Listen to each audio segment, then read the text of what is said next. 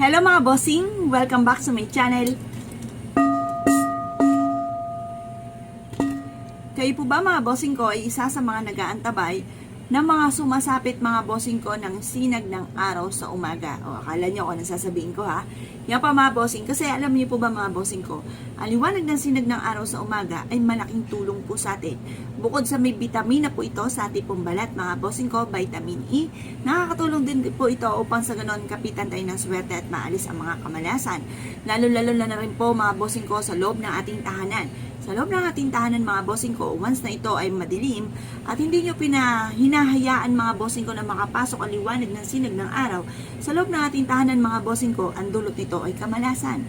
Maaaring kayo maging paborito ng kamalasan. Parang instead na swerte, dahil ang gustong-gusto po mga bossing ko ng mga negatibo, yung malas, ang madilim. Parang haunted house mga bossing ko, na madilim mga bossing ko, at ganoon din po ang madumi na napakaraming agyo mga bossing.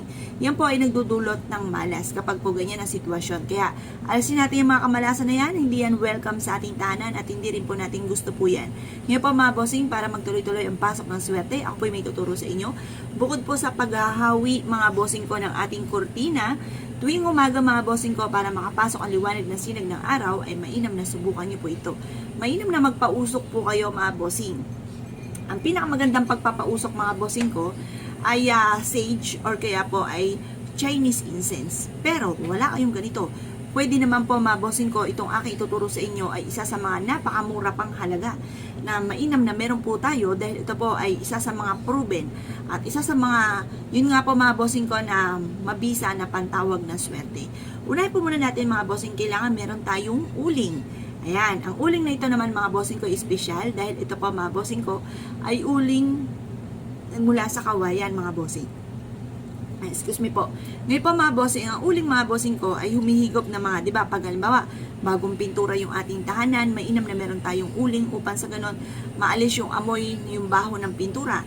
Ganon din po kung halimbawa sa ating rep, bumili ka ng mga malalansa, kagaya ng mga talangka, ang lansa-lansa po niya, ultimong tubig ay mangangamoy po ng lansa ng talangka mga bossing.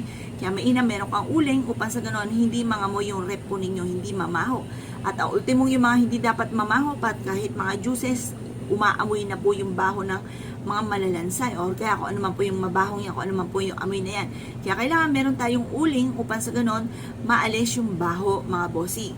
Ganon din sa loob ng ating CR, kung mahina yung exhaust, maglagay ka ng uling para kumbaga mahigop nito kung ano man yung baho mga bossing ko sa inyo pong CR.